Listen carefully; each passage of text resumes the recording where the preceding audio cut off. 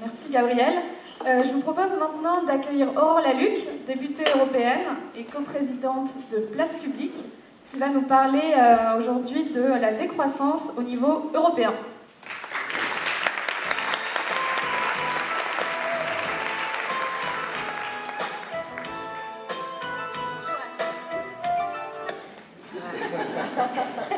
Elle n'était pas banale cette musique.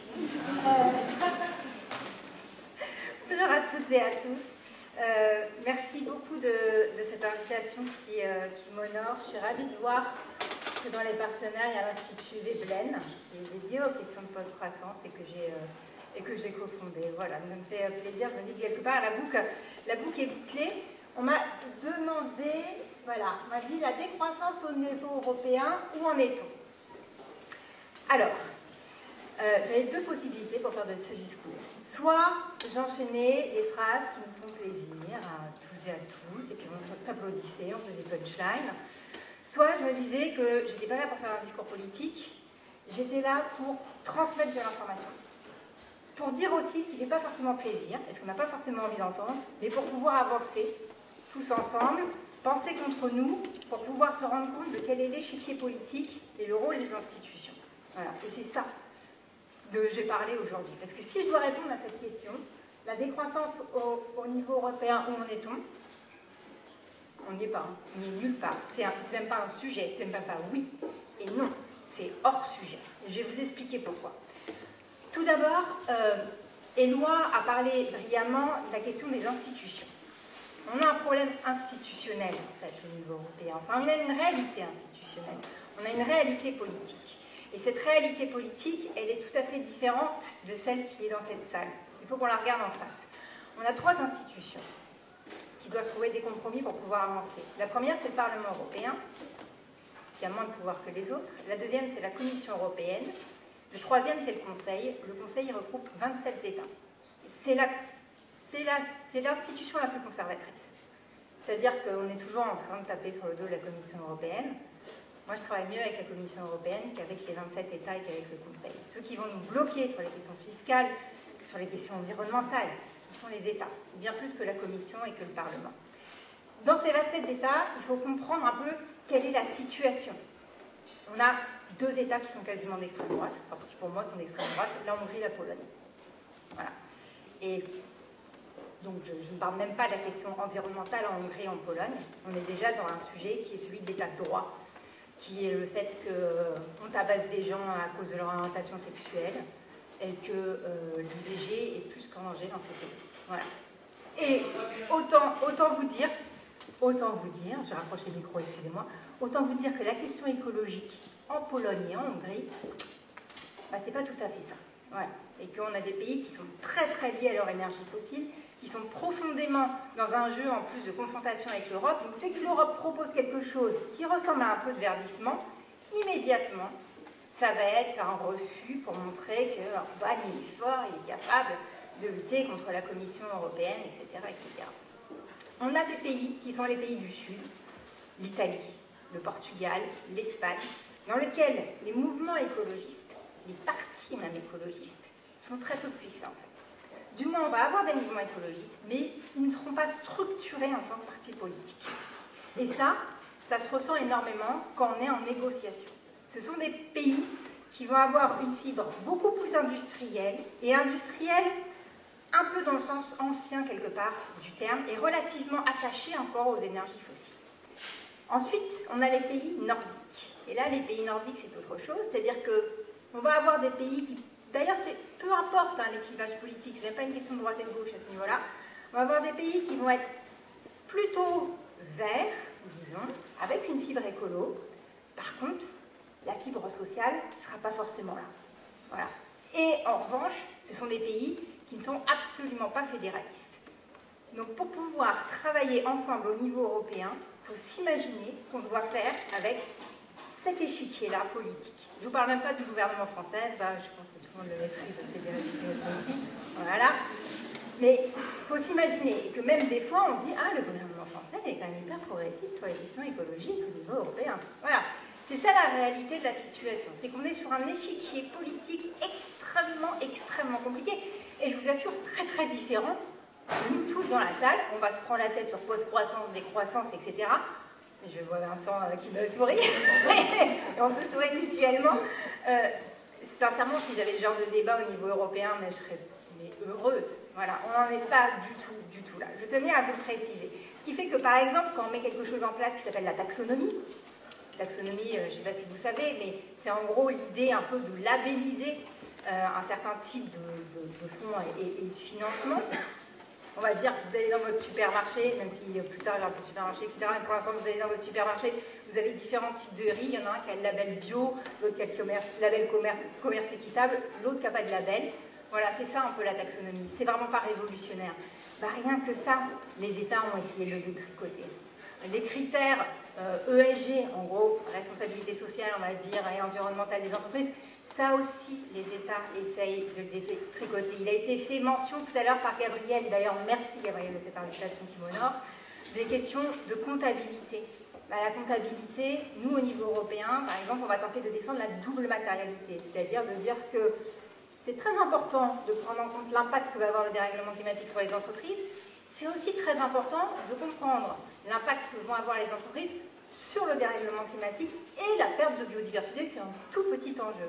Et bien ça par exemple, il y a plein de pays, à commencer en partie par le nôtre, qui essayent de détruire et de revenir sur ce genre de choses, alors que sincèrement, c'est vraiment pas la révolution. Donc vous voyez qu'on a un sujet quand même qui est institutionnel, comme l'a dit Éloi, et politique aussi. On est quand même pas encore du tout dans un équilibre politique qui nous arrange, même sur la partie gauche, même sur la partie écolo. Voilà. Et dans ces cas-là, il y a quelque chose qui est important à faire, je crois, et c'est un exercice qui est important si on veut pouvoir avancer tous ensemble et convaincre, qui est de se mettre aussi à la place de certains pays. Par exemple, on ne peut pas comprendre l'attachement de l'Espagne et du Portugal au commerce international et aux pires accords climaticides qu'on peut trouver si on ne comprend pas que ce sont des pays qui, pendant la crise financière et bancaire de 2007, se sont trouvés tout seuls. L'Europe ne les a pas aidés. Ses voisins ne les ont pas aidés. La France, elle n'était pas là. Et ils ont compté sur une seule chose, le commerce international, pour pouvoir se maintenir à flot. Et ça, dans l'inconscient collectif, ils l'ont encore. Donc il faut être à chaque fois aussi en capacité de se mettre à la place de certains États si on veut instaurer un dialogue constructif et pouvoir avancer tous ensemble. L'autre frein, il est idéologique. J'ai donné que des mauvaises nouvelles, hein. Mais parce que je sais qu'après vous allez être dans un moment un peu d'ébullition et vous êtes tous d'accord. Donc moi, je viens vous apporter des mauvaises nouvelles pour vous enquiquiner un peu, mais pour vous donner aussi matière à réflexion. Le problème idéologique, ça va être celui du Green Deal. Le Green Deal européen, qui est l'objectif européen du mandat Ursula von der Leyen, la chef de la Commission européenne, c'est de dire neutralité carbone, on pourra avoir d'ailleurs un débat sur le terme de neutralité, d'ici 2050. C'est un plan qui repose essentiellement sur de la norme. C'est un plan qui repose essentiellement sur la technologie. On va avoir un moment une rupture technologique qui va pouvoir nous permettre de continuer comme avant, en fait. Et c'est un plan qui repose aussi sur l'idée de prix carbone. En gros, les agents sont aveugles, finalement. Mettez un prix au carbone, créez un système de propriété privée, et alors là, les agents ne sont plus aveugles et vont pouvoir prendre les bonnes décisions. C'est évidemment quelque chose une analyse que je ne partage pas. Mais voilà sur quoi, en gros, est fondé le Green Deal européen. C'est-à-dire que tout ce qui va être métabolisme social, tout ce qui va être comment réorganiser la société pour passer du toujours plus au mieux, c'est totalement absent. Toute la question sociale aussi, même si ça commence un petit peu à évoluer, est relativement absente. On reste dans un schéma très classique, même si sincèrement, le constat de départ de la Commission européenne est sincère. C'est-à-dire qu'elle part du bon constat en termes de chiffres.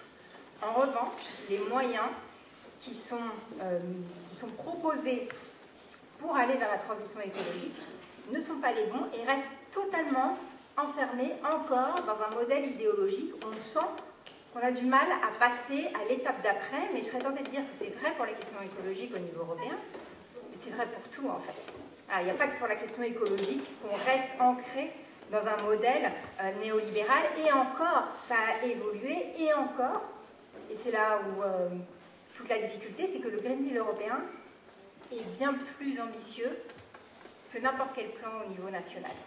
C'est-à-dire que moi, au niveau européen, je suis tout le temps en train de critiquer ce fameux Green Deal, mais en fait, il est bien plus ambitieux que chacun des plans nationaux que vont pouvoir proposer les États membres. Et c'est là aussi toute la difficulté dans laquelle on est et tout le chemin encore qu'il y a à faire au niveau européen. L'enjeu, à mon sens, c'est, comme il a été dit là aussi, d'embarquer tout le monde. Pour pouvoir embarquer tout le monde, comme j'ai dit, je pense qu'il faut se mettre à la place de certains États membres. Je pense qu'il faut se mettre à la place aussi de certaines régions spécifiques au niveau européen. Mais je pense aussi qu'il faut parfois faire un pas de côté. Je vais vous expliquer. Quand je suis arrivée au Parlement européen, mon premier texte à négocier, c'était le semestre européen. Le semestre européen, c'est la coordination des politiques économiques pour faire face aux chocs extérieurs. En gros, c'est un texte qu'on a mis en place après la crise de 2008. Alors, on s'est dit, ce ne serait pas bête qu'on coordonne nos politiques économiques. Il est fondé sur 2 indicateurs. 3. Le premier, le PIB, évidemment. Le deuxième, dette et déficit public. Effectivement, quand vous voyez tout en termes de PIB, vous êtes capable de tout détricoter pour avoir un 0,01 point de croissance en plus. Évidemment, quand vous voyez tout en termes de dette et de déficit, tout devient un coût. J'ai voulu un peu changer ce semestre européen en proposant des indicateurs sociaux et des indicateurs environnementaux et en supprimant le terme de croissance. Voilà, je me suis dit, supprimons le terme de croissance, utilisons le terme d'activité économique, ce qui ne me semblait pas le truc le plus disruptif du monde. Et en citant les accords de Paris, etc., etc. Voilà, j'ai essayé de faire ça. Ça a été un désastre. C'est-à-dire que j'avais la droite, extrême droite plutôt, polonaise, qui rayait absolument tout dans mon rapport. Le terme de dérèglement climatique était rayé. Ils en disaient pourtant une réalité. Ils me disaient oui, très bien, mais on s'en fout, on ne veut pas le voir. Donc en fait, au revoir, vous nous enlevez ça du rapport. Voilà un peu quel est l'état des débats, par exemple, au niveau européen. Quand je dis qu'il faut faire un pas de côté, c'est parce qu'il y a des termes au niveau européen aussi qui peuvent raviver les tensions. Vous parlez de Golden Rule, qui est le nom pour dire qu'il faut enlever l'investissement vert du calcul de la dette et des déficits publics. La droite est complètement hystéro-glinglin. Même chose sur la question de la neutralité de marché, il y a des mots comme ça, voilà. Imaginez si vous utilisez le terme de décroissance. Je vais finir là-dessus pour dire, moi je suis post-croissantiste, typiquement post-croissantiste. Pourquoi? Parce qu'en tant qu'économiste, j'estime que le PIB, c'est une convention sociale, c'est la somme des valeurs ajoutées, marchandes et non marchandes, le non marchande étant par convention la somme, par exemple, des salaires des gens qui travaillent dans la fonction publique, par exemple. Donc en gros, vous embauchez des fonctionnaires, vous faites de la croissance du PIB. Et moi, ce que je veux, en tant que législatrice, j'ai pas besoin de savoir si le PIB il augmente ou pas. En fait, je m'en fous, quelque part. Ce que je veux savoir, c'est d'avoir des indicateurs environnementaux. Je veux savoir si on va dans le bon sens d'un point de vue de la biodiversité. Je veux savoir si on va dans le bon sens d'un point de vue climatique. Je veux avoir des indicateurs de pauvreté et d'inégalité. Et après, le PIB, dont sincèrement, on ne connaît absolument pas le métabolisme social, même si, évidemment, on sait qu'il y a une corrélation parfaite avec les émissions de gaz à effet de serre, je m'en fous, en fait. Moi, ce dont j'ai besoin en tant que politique, c'est d'avoir des indicateurs physiques. Et c'est là où moi, je ne suis pas forcément toujours d'accord avec le terme de décroissance. Il est évidemment nécessaire de décroître notre flux matériel, comme disait Herman Daly, que j'ai eu la chance de traduire. Mais en revanche, il y a d'autres choses sur lesquelles on pourra croître. Et c'est pas, le problème, il n'est pas là. Le problème, il est vraiment que désormais, nos activités économiques, nos politiques publiques soient conduites par des indicateurs physiques et par des indicateurs sociaux. C'est pour ça que moi, le donut de Kate Raworth me plaît parfaitement. Et je vais conclure là-dessus.